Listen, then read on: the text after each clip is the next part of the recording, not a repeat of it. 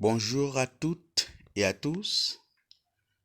Bienvenue dans ce troisième numéro de cours d'introduction au droit réalisé spécialement pour les étudiants en sciences de l'éducation des l'UPSEJ. Toujours avec vous, votre serviteur Benoît Jean Samuel. Au menu, nous allons essayer de définir, ou du moins de faire la différence entre le droit privé et le droit public. Et par la même occasion, nous allons essayer de définir les différentes petites branches se trouvant dans chacun de ces domaines. Par exemple, du côté du droit privé, on va parler du droit civil, du droit commercial, du droit du travail et du droit international privé. Et du côté du droit public, on va parler du droit constitutionnel, du droit fiscal et du droit international public. Et enfin, on va faire lumière sur le droit pénal qui est considéré comme un droit mixte. Il faut dire que mes chers étudiants, dans notre première vidéo, nous avons vu que le droit peut être divisé en deux grandes branches. Il y a le droit objectif, il y a le droit subjectif. Mais il faut dire dans un sens beaucoup plus particulier, on peut dire aussi que le droit peut être divisé en droit privé et en droit public. C'est quoi le droit privé? Mes chers étudiants, il faut dire qu'on appelle droit privé l'ensemble des règles de droit qui régissent les rapports entre les personnes privées, qu'elles soient physiques ou morales. Ces personnes-là, ils traitent des actes et de la vie des particuliers comme le mariage, le divorce, l'héritage, l'adoption, la propriété, les contrats. Mais avant d'aller plus loin, je dois essayer de faire lumière sur deux concepts clés, à savoir personne physique et personne morale. Mais il faut dire que on aura à étudier à fond dans la prochaine vidéo ces deux concepts. Par exemple, si je prends Benoît Jean Samuel. Benoît Jean Samuel, c'est un sujet du droit. C'est une personne physique. Mais quand je prends par exemple le lycée Pinchina, c'est pas une personne physique, mais c'est une personne morale. Je prends l'UPSEJ par exemple, c'est une personne morale. L'hôpital Saint-Michel, une personne morale. Si je prends la maison de Mateka, c'est une personne morale. En tant que personne morale, la maison de Mateka peut acheter, elle peut vendre, elle peut ester en justice. Donc c'est une personne, mais une personne morale. Maintenant, mes chers amis, il faut dire que le droit privé se subdivise en plusieurs petites branches. Il y a le droit civil, le droit commercial, le droit du travail et le droit international privé. Parlons du droit civil, mes chers amis. On peut dire que le droit civil, c'est une branche du droit privé qui regroupe l'ensemble des règles de droit relatives aux biens. Je vais reprendre cette phrase. Le droit civil est une branche du droit privé qui regroupe l'ensemble des règles de droit relatives aux biens, aux conventions et aux relations entre personnes physiques ou personnes morales, et des règles qui révèlent des juridictions civiles. Il faut dire que ces règles de droit sont issues pour l'essentiel du Code civil. Il n'y a pas que le droit civil comme sous-branche du droit privé, il y a aussi le droit commercial. Dans le mot commercial, on voit le mot commerce. Là, on voit les activités qui ont rapport avec le commerce.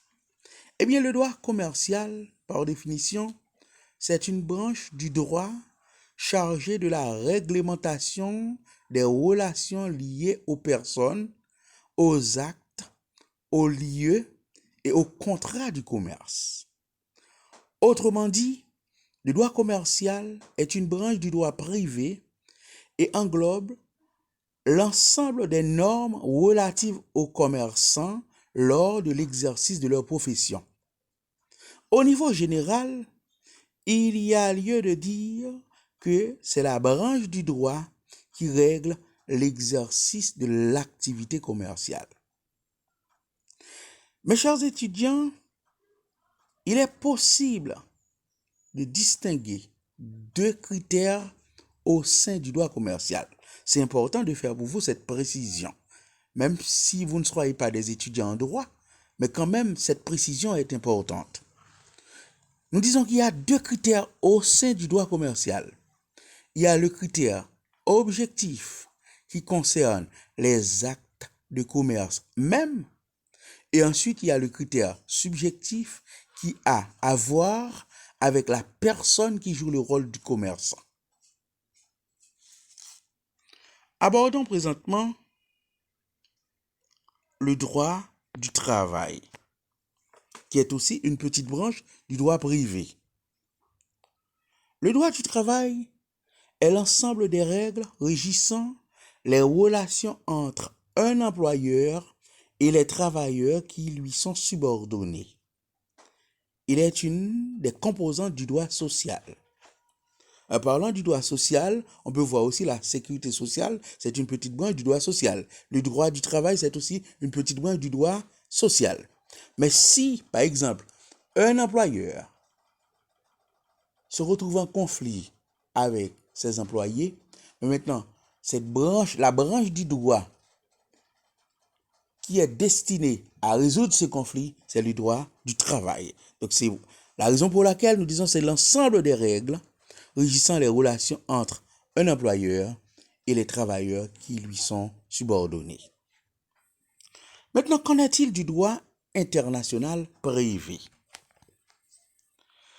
Le droit international privé est l'ensemble des règles applicables aux relations des personnes privées de nationalités différentes. Il a pour but de résoudre les conflits de loi issus de relations entre personnes étrangères, en particulier de savoir quel est le droit qui s'applique à la relation et de traiter les conflits de juridiction. Le droit international privé peut être présenté comme la branche du droit qui réglemente les rapports de droit privé de caractère international. Par exemple, le mariage conclu entre deux personnes de nationalités différentes ou les contrats entre sociétés établies dans des États différents. Par exemple, je suis un Haïtien, je me suis marié avec une Française. Maintenant, s'il y a conflit entre nous, donc là, ça fait l'objet du droit international puisque nous sommes de nationalités différentes. Mais étant donné que nous sommes des particuliers, donc là, ça fait l'objet du droit international privé. Donc il faut dire que mes chers étudiants, dans ces exemples cités, l'existence d'un élément étranger fait entrer en jeu des règles particulières de la recherche et l'application constitue l'objet même du droit international privé. Cet élément étranger porte le nom d'élément d'extranéité. Mais maintenant, que faut-il entendre par élément d'extranéité? La situation juridique qui comporte un élément d'extranéité est celle qui met en jeu plusieurs droits nationaux. Les sujets en cause sont de nationalités différentes. Par exemple, un Haïtien et une Française qui se marient. Ils se trouvent ailleurs que dans leur pays d'origine. Les biens en cause se trouvent dans différents pays. Vous voyez, on se marie, on est haïtien, on se marie avec une Française, et comme ça, on est de nationalités différentes. Donc, si on vit en France, et comme ça, l'haïtien se trouve dans un pays autre que son pays d'origine. Donc là, il y a cet élément extérieur qui rentre dans le jeu, qui est l'élément d'extranéité. Voyons présentement ce que c'est que le droit public. On appelle droit public l'ensemble des règles de droit qui régissent l'organisation et le fonctionnement de l'État, de l'administration, des collectivités territoriales et des institutions rattachées à l'État, ainsi que leurs relations avec les personnes privées. Avec des prérogatives spécifiques à la puissance publique, le droit public défend l'intérêt général. Il s'oppose en cela au droit privé qui régit les rapports entre les personnes privées, physiques ou morales. Il faut dire que, mes chers étudiants, que le droit public recouvre plusieurs domaines comme le droit privé. Il y a le droit constitutionnel, le droit administratif, le droit fiscal et le droit international public. Voyons présentement ce que c'est que le droit constitutionnel. Le droit constitutionnel est la partie du droit public qui traite des règles relatives à l'organisation et au fonctionnement de l'État, du gouvernement, du Parlement, des juridictions et des institutions publiques. Il organise notamment la séparation des pouvoirs. Donc là, on veut parler du pouvoir législatif, pouvoir exécutif, pouvoir judiciaire. Il précise également la façon dont les citoyens participent à l'exercice du pouvoir. Par exemple, l'organisation des différents scrutins. Un autre exemple, le fonctionnement de l'Assemblée nationale est régi par le droit constitutionnel. Abordons présentement la définition du droit fiscal. Le droit fiscal peut être défini comme la branche du droit recouvrant l'ensemble des règles de droit relatives aux impôts. Elle désigne aussi la participation des sujets de droit à l'organisation financière de l'État et à l'expression de sa politique économique et sociale. En d'autres termes, le droit fiscal est la branche du droit qui étudie les principes juridiques relatifs aux impôts, aux taxes, aux contributions et aux cotisations sociales et regroupe l'ensemble des normes de droit qui les concernent. Il traite des prérogatives de l'administration pour percevoir auprès des personnes physiques ou des personnes morales leur contribution au fonctionnement de l'État et à la satisfaction de l'intérêt public. Il aborde aussi les garanties dont disposent les contribuables. Et il faut dire, mes chers étudiants, que le droit fiscal relève du droit public, mais il a des liens étroits avec le droit privé en raison de ses impacts sur les activités économiques. Il est l'expression de la politique économique et sociale de l'État et interagit avec le droit des affaires, le droit commercial, la comptabilité, la finance, etc. Voyons présentement la définition du droit administratif qui est aussi une branche du droit public. Le droit administratif est la branche du droit qui traite des droits et des obligations de l'administration, ainsi que l'organisation et du fonctionnement des organismes publics qui ne relèvent pas du droit, qui ne relèvent pas du pouvoir législatif ou de l'autorité judiciaire. Ces règles, il faut dire que ce sont des règles juridiques distinctes de celles de droit privé, régissant l'activité administrative des personnes publiques et des rapports entre personnes morales de droit public et administrées. Donc, pour l'essentiel, des personnes morales de droit public entre elles. Maintenant, mes chers étudiants, abordons le droit international public qui est aussi une branche du droit public.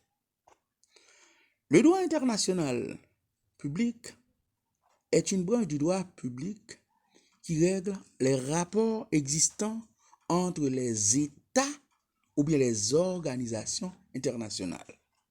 Nous avons vu que le droit international privé règle les rapports existants entre les particuliers qui se trouvent dans des pays différents, du moins de nationalités différentes. Vous voyez les conflits existants entre des particuliers de nationalités différentes.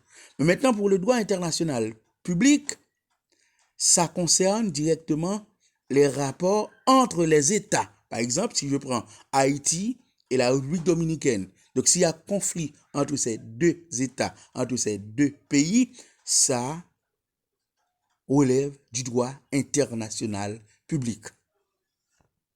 Il en est de même s'il y a des organisations internationales qui se sont tombées en conflit, ça relève encore du droit international public.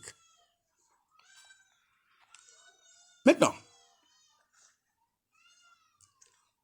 nous venons de voir les différentes branches se trouvant dans le droit international privé, et également les branches se trouvant dans le droit international public.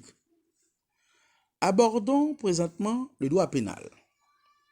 Il faut dire que le droit pénal est considéré comme un droit qui se trouve à mi-chemin entre le droit privé et le droit public. Pourquoi? C'est parce que le droit pénal, de côté, il est là pour protéger les particuliers. Donc là, c'est le droit, il vacille autour du droit privé. Et de notre côté, c'est l'État qui est à l'origine des sanctions infligées aux particuliers. Donc là, il est du côté du droit public. Voilà pourquoi on dit que le droit pénal est considéré comme un droit mixte, parce qu'il se trouve à mi-chemin entre le droit privé et le droit public. Mais maintenant, voyons la définition du droit pénal. Mais il faut dire que, du point de vue étymologique, le mot pénal vient du mot latin poena, qui signifie peine ou bien châtiment. Donc, par définition, le droit pénal est la branche du droit qui réunit l'ensemble des règles de conduite imposées par la société aux citoyens sous peine de sanction. Il détermine les actes, comportements ou conduites antisociales qui constituent les infractions et définit la réaction de la société appelée sanction pénale ou peine à ces manquements. Il faut dire que la personne qui commet une infraction est appelée délinquant. Donc, mes chers amis, nous venons de faire un tour d'horizon autour de différents concepts liés au droit public et au droit privé. On avait vu la définition du droit privé et aussi la différence qui existe entre le droit privé et le droit public. Et par la même occasion, on avait passé en revue les différentes petites branches se trouvant dans le droit privé et également les différentes branches se trouvant dans le droit public. Ici s'achève cette vidéo, mes chers étudiants. Au revoir à un prochain numéro pour une autre notion. Toujours à votre côté, votre serviteur, Benoît Jean-Samuel. Au revoir.